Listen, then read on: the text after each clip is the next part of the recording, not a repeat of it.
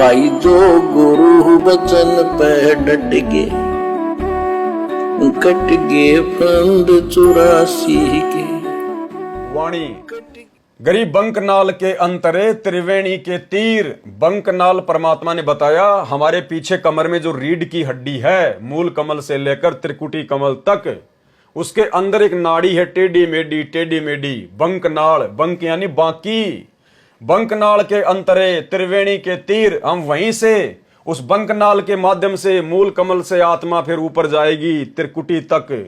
बंकनाल के अंतरे त्रिवेणी के तीर। और मानसरोवर हंस है वाणी को किलकीर। वहां पर जब हम मानसरोवर में जाएंगे, परमात्मा हमें लेकर जाएंगे, तो वहां पर परमात्मा भक्तों की छटनी करेंगे। मानसरोवर पर वाणी को किलकीर, वहां भक्तों की वाणी से, उनके विचारों से पहचाना जाएगा कि कौन तो जो है वो कौवा है, कीर यानी कौवा, और कौन भगत कोयल है। कोकिल यानी कोयल, यानी किस भगत ने मर्यादा निभाई है और किस भगत ने धरती पर मर्यादा तोड़ी है। कौन भगत सतलोक जानने के योग्य हुआ है और कौन भगत अभी वापस काल लोक में ही रहने के लायक है। तो ये छटनी फिर परमात्मा लास्ट कहां करेगा? मानसरोवर पर ले जाकर। सरलार्थ, मानव शरीर में रीढ़ की हड्डी के अंदर की ओर, उसके साथ टेढ़ी मेढ़ी एक नाड़ी रीढ़ की हड्डी के निचले सिरे से, जो गुदा के पास रीढ़ की हड्डी का अंत है, त्रिकुटी जो आंखों के पीछे है, यहां वहां तक जाती है, उसे बंकनाल अर्थात टेढ़ी मेढ़ी नाल नाड़ी कहते हैं। मूल कमल से यानी गणेश जी के मूल कमल से त्रिवेणी तक, त्रिकुटी के आगे 3 रास्ते होते हैं, उसे त्रिवेणी कहा जाता है। तब साधक अपनी भक्ति कमाई से जाता है, सूक्ष्म रूप में सतगुरु साथ रहता है, यानी सतगुरुदेव भगवान सतगुरु रामपाल जी सूक्ष्म रूप में हमारे साथ में रहेंगे।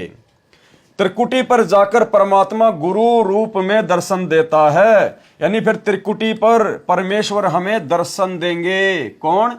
सतगुरु रामपाल जी परमेश्वर। क्योंकि धरती पर भी परमात्मा सतगुरु रूप में है और त्रिकुटी पर भी परमात्मा सतगुरु रूप में ही रहेंगे। त्रिकुटी पर जाकर परमात्मा गुरु रूप में दर्शन देता है। बंकनाल के अंदर से त्रिवेणी के किनारे चले गए, यानी बंकनाल के अंतरे त्रिवेणी के तीर, यानी हम त्रिकुटी के लास्ट सिरे पे चले गए। त्रिकुटी पर जाकर परमात्मा गुरु रूप में दर्शन देता है। बंकनाल के अंदर से त्रिवेणी के किनारे चले गए, वहां पर मानो मानसरोवर जैसा स्थान है। वहां क्या है? मानसरोवर जैसा स्थान। मानसरोवर हंस है। जैसे सरोवर पर हंस पक्षी भी होते हैं और बगुले भी होते हैं। हंस पक्षी मोती खाते हैं, बगुले मछली खाते हैं। दोनों हंस तथा बगुला देखने में एक जैसे लगते हैं, परंतु उनके आहार से पता चलता है कि हंस कौन सा है और बगुला कौन सा है। इसी प्रकार वहां पर उपस्थित सतगुरु के हंस यानी सतगुरु के भगत, सत्य पुरुष की भक्ति करने वाले तथा काल के पुजारी दोनों भगत दिखाई देते हैं, परंतु उनके ज्ञान से अंतर पता चलता है। जब वे ज्ञान की वाणी बोलते हैं, उनमें इतना अंतर होता है जैसे कोकिल अर्थात कोयल तथा कीर अर्थात कौवे की बोली में अंतर होता है। यानी जो भगत मर्यादा तोड़कर भक्ति करता है वो काल की ही भक्ति कर रहा है। परमात्मा के कहने का मतलब ये है। और वहां जाकर परमात्मा फिर उनकी छटनी कर देगा। अन्यथा दूसरे पंथों के भक्तों से हमारे गुरु जी का क्या लेना देना? वो तो अपनी कमाई जाएंगे, अपने रास्ते जाएंगे। यहां धरती पर जो सतगुरु का भगत भी होगा और जो मर्यादा तोड़कर भक्ति करेगा, तो समझो वो काल की ही भक्ति कर रहा है। परमात्मा उसको वहां पर छांटकर अलग कर देगा। वाणी गरीब बंकनाल के अंतरे त्रिवेणी के तीर, यानी उसी बंकनाल यानी टेढ़ी मेढ़ी नाड़ी के माध्यम से हम उस त्रिकुटी के किनारे जाएंगे। बंकनाल के अंतरे त्रिवेणी के तीर, जहां हम सतगुरु ले गया चुए अमीरस सीर।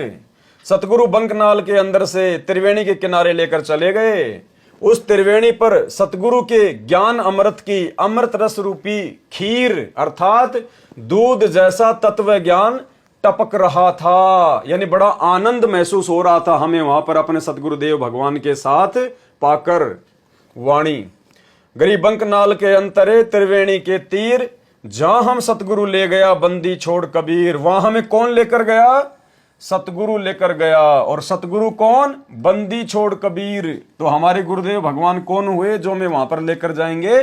बंदी छोड़ कबीर। जब गुरुजी ही बंदी छोड़ कबीर हैं तो भाई फिर इस कबीर का हम क्या करें? इस नकली फोटो का हम क्या करें, जो ना तो हमारे साथ त्रिकुटी पर जाएगा, ना धर्मराज के दरबार में जाएगा, ना सतलोक लेकर जाएगा। तो इस फोटो को भगवान मान के फिर क्यों हम अपने असली भगवान को नाराज करें? गरीबंक नाल के अंतरे त्रिवेणी के तीर, जहां हम सतगुरु ले गया बंदी छोड़ कबीर। सरलार्थ, सतगुरु बंक नाल के अंदर से त्रिवेणी के किनारे लेकर चले गए। कौन लेकर चले गए? सतगुरु लेकर चले गए। उस त्रिवेणी पर मुझे मेरे सतगुरु बंदी छोड़ कबीर जी लेकर गए थे। कौन लेकर गए थे? बंदी छोड़ कबीर जी।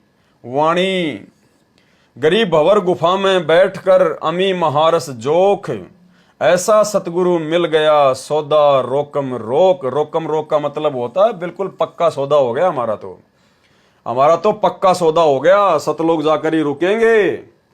उस त्रिवेणी से आगे 11वां द्वार पार करके 12वां द्वार पार किया। गरीब भंवर गुफा में बैठकर, भंवर गुफा कहां है? 12वें द्वार को पार करके आती है भंवर गुफा। तो क्या कह रहे हैं? गरीब भंवर गुफा में बैठकर अमी महारस जोख, यानी हम वो अमृत जैसा वो पदार्थ जो सतगुरु ने हमें पिलाया, हम वहां पर बड़े आनंदित होकर पी रहे थे, बड़ा आनंद आ रहा था भंवर गुफा में बैठकर। और ऐसा सतगुरु मिल गया सौदा रोकम रोक।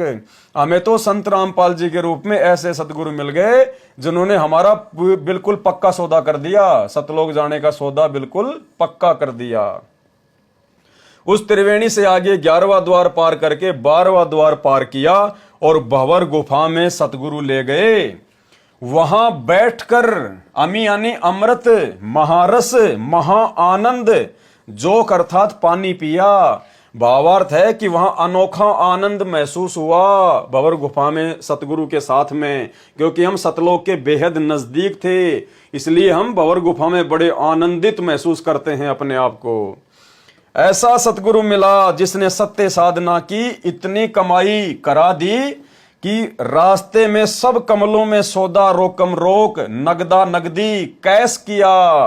यानी सभी देवी देवताओं का जो हम साधना किया करते थे, मूल कमल में गणेश जी की, स्वाद कमल में ब्रह्मा शांतरी जी की, नाभि कमल में विष्णु लक्ष्मी जी की, हृदय कमल में शिव जी पार्वती जी की, कंठ कमल में माता जी की। तो कहते हैं हमें ऐसा सदगुरु मिल गया जिसने हमारी कमाई बिल्कुल कंप्लीट करा दी, और वो कमाई उनको देके देवी देवताओं को, और हमारा जो सौदा था बिल्कुल रोकम रोक कर दिया। हरियाणा में रोकम रोक का मतलब होता है बिल्कुल पक्का रजिस्ट्री हो जाना। वाणी, गरीब भंवर गुफा में बैठकर अमी महारस तोल, ऐसा सतगुरु मिल गया बज्र पोल दई खोल। बज्र पोल यानी वो ताला, वो द्वार जिसे कोई नहीं खोल सकता, सतगुरु ने पल में खोल दिया। बज्र पोल दई खोल।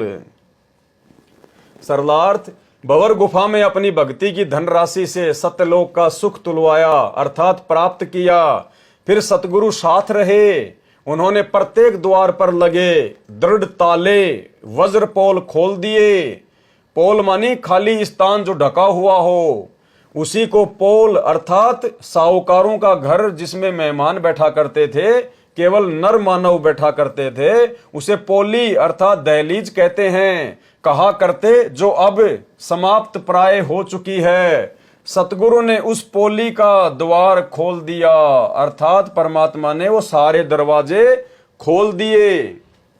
वाणी, गरीब भंवर गुफा में बैठकर अमी महारस जोख, यानी उस भंवर गुफा में बैठकर सतगुरु के साथ में हमने वो अमृत जैसा वो पदार्थ पिया, और ऐसा सतगुरु मिल गया, ले गया हम परलोक, हमारे को सतलोक में ले गया, हमें ऐसा सतगुरु मिल गया।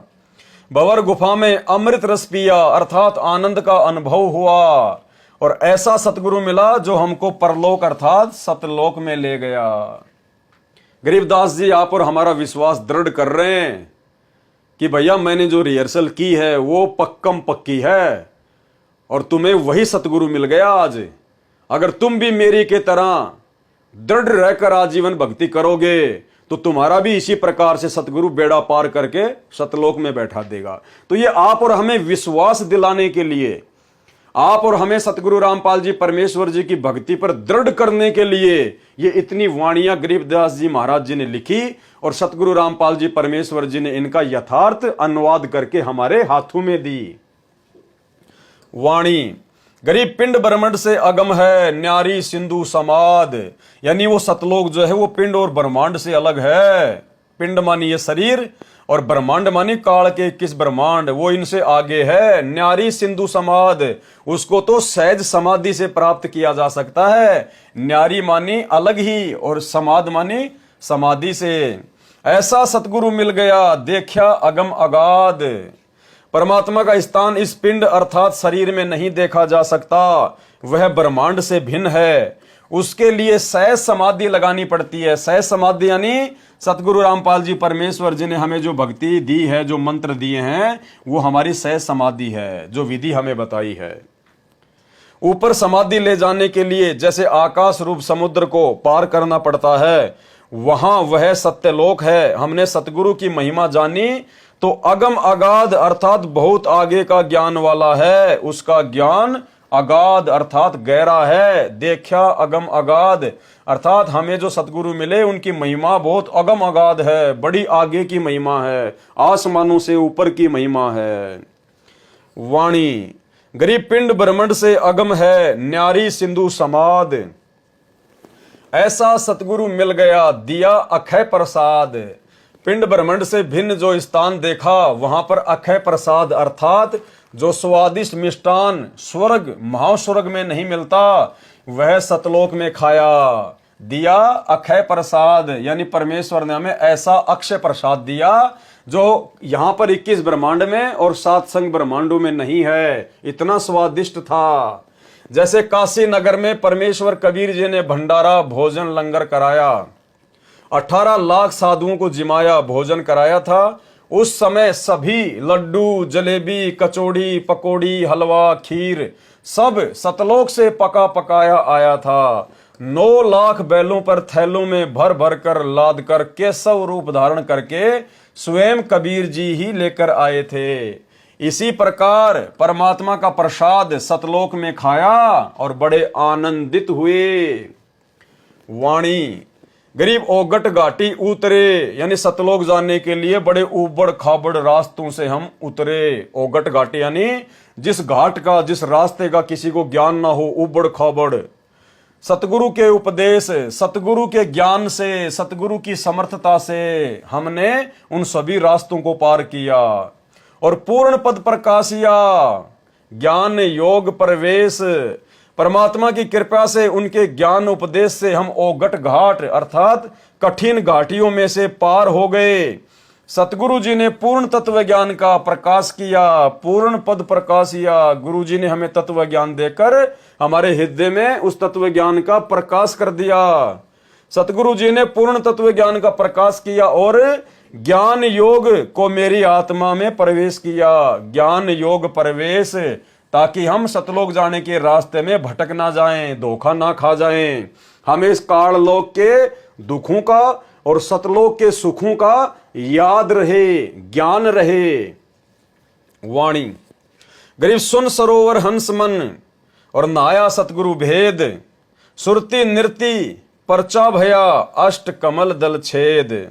सरलार्थ सुन स्थान सत्यलोक में मान सरोवर है। क्या कहते हैं? गरीब सुन सरोवर हंस मन यानी सतलोक में एक मान सरोवर है। सुन स्थान सत्यलोक में मान सरोवर है। वहां पर मेरी आत्मा यानी हंस ने स्नान किया। नाया सतगुरु भेद उस स्थान पर सतगुरु देव को गूढ़ रहस्य के ज्ञान के द्वारा ही जानना संभव हुआ। यानी वहां मेरी आंखों के सारे पर्दे खुल गए। मैंने अपने गुरुदेव भगवान को परमात्मा के रूप में ठीक ठीक प्रकार से जान लिया। मेरे मन में कोई शंका कोई संशय नहीं रही। 8वें कमल को खोला। सुरती नृति से यह परिचय हुआ सुरती नृति परिचय भया अष्ट कमल दल खोल, यानी 8वां जो कमल दल था वो भी गुरु बचन पे डट गए, कट गए फंद 84 के, कट गए फंद 84 के, कट गए फंद 84 के।